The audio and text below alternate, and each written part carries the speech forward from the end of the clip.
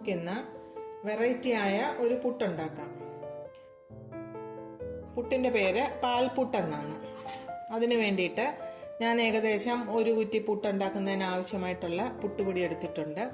ഈ പുട്ടുപൊടി ഞാൻ വീട്ടിൽ തന്നെ പൊടിപ്പിച്ച് വെച്ച് ഇരിക്കുന്നതാണ്. ഇതിൽ ഒരു 1/2 കിലോ മട്ടയരിക്ക് 1/2 കിലോ പച്ചരിയും കൂടെ ചേർത്ത് ആ റേഷ്യോയിലാണ് കഴുകി ഉണക്കി മില്ലി കൊടുത്ത് പൊടിച്ച് വറുത്ത് വെച്ചിരിക്കുന്നതാണ്.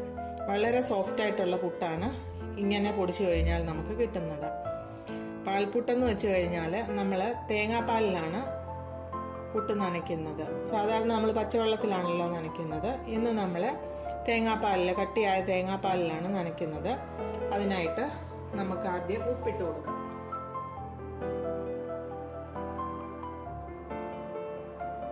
പിന്നെ സ്വല്പം നെയ്യ് ഒഴിച്ചു കൊടുക്കാം. നെയ്യ് ഒഴിച്ച് കഴിയുമ്പോൾ പുട്ടിനൊരു പ്രത്യേക മണമാണ്. പുട്ട് വെന്തിങ്ങോട്ട് വരുമ്പോൾ നല്ല മണമാണ് നെയ്യുടെ. അതിനുശേഷം നമുക്കിത് കൈയെല്ലാം നന്നായിട്ട് കഴുകി വൃത്തിയാക്കി വെച്ചിരിക്കുന്നതാണ്. ഇനി നമുക്ക് കൈകൊണ്ട് തന്നെ ഇതൊന്ന് മിക്സ് ചെയ്ത് കൊടുക്കാം. ഉപ്പും നെയ്യും എല്ലാം ഈ അരിപ്പൊടിയുടെ എല്ലാ ഭാഗത്തും ഒരുപോലെ പറ്റാനായിട്ടാണ് നമ്മളിങ്ങനെ മിക്സ് ചെയ്യുന്നത്. ഇനി നമുക്ക് കുറേശ്ശെയായിട്ട് തേങ്ങാപ്പാൽ ഒഴിച്ച് ഈ പുട്ടുപൊടി നമ്മൾ നനച്ചെടുക്കാം. ഒന്നിച്ചൊഴിക്കരുത്, കുറേശ്ശെ ഒഴിക്കണം.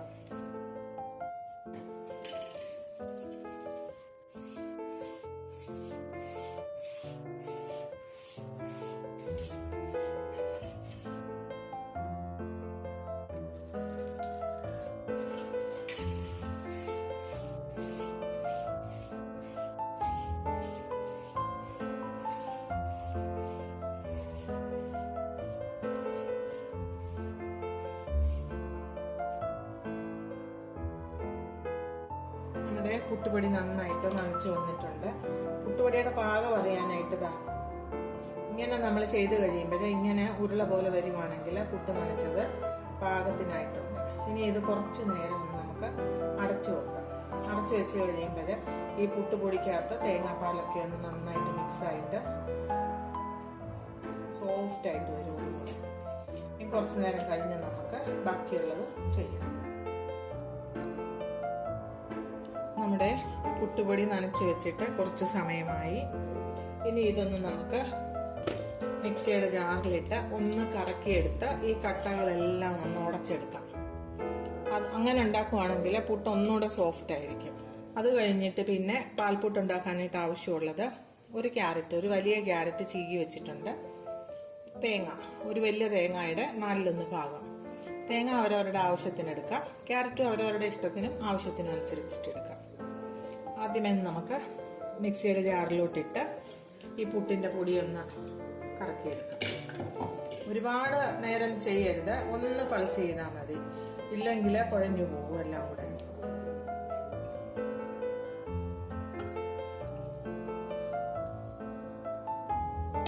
നമ്മുടെ പുട്ടുപൊടി ഒന്ന് പൾസ് ചെയ്ത് കൊണ്ടുവന്നു. ഇനി ഇതിലേക്ക് നമുക്ക് ഈ ക്യാരറ്റും തേങ്ങയും കൂടെ ചേർത്ത് കൊടുക്കാം.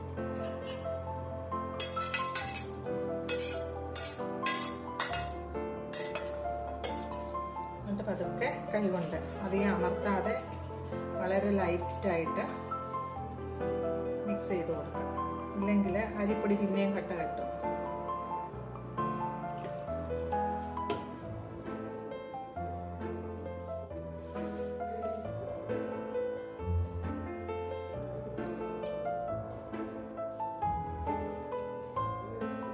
പാൽപുട്ടിന് ആവശ്യമായ പുട്ടുപൊടി തയ്യാറായി. നമുക്കിനി ഇത് പുട്ട് ഉണ്ടാക്കിയെടുക്കാം.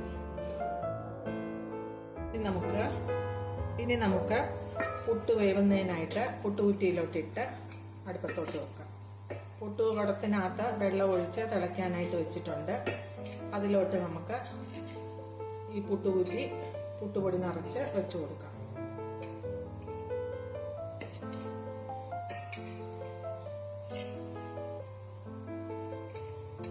ഇച്ചിരി സാധാരണ പുട്ട് വേവുന്നതിനേക്കാൾ കൂടുതൽ സമയമെടുക്കും. കാരണം ക്യാരറ്റ് ഒക്കെ ഉള്ളതുകൊണ്ട് അതൊന്ന് വെന്ത് വരുന്നതിന് സമയമെടുക്കും. ഇത് സ്വല്പം കൂടുതൽ നേരം നമ്മൾ വെക്കേണ്ടതായിട്ട് വരും. നിറച്ച് വെച്ച പുട്ടുകുറ്റി നമുക്കിനി ഗ്യാസ് അടുപ്പത്തോട്ട് വെച്ച് വേവിച്ചെടുക്കാം. വെള്ളം തിളച്ച് വരുന്നുണ്ട്. നമ്മളിത് പുട്ടുകുറ്റി വെച്ചു. ഇനി വെന്ത് കഴിഞ്ഞിട്ട് നമുക്ക് കാണാം. പുട്ട് വെന്തു, ആവി വരുന്നത് കണ്ടോ? ഇനി നമുക്കിത് വാങ്ങിയെടുക്കാം. വളരെ ടേസ്റ്റിയായ പാൽപുട്ട് തയ്യാറായി. ഇത് ഞങ്ങൾ മുട്ടക്കറിയുടെ കൂടെയാണ് കഴിക്കുന്നത്. തീർച്ചയായിട്ടും എല്ലാവരും ഒന്ന് ഉണ്ടാക്കി നോക്കണം. വളരെ ടേസ്റ്റി ആയിട്ടുള്ള ഒരു പുട്ടാണിത്. എന്നിട്ട് നിങ്ങളുടെ അഭിപ്രായം കമൻറ്റ് ബോക്സിൽ എഴുതണം.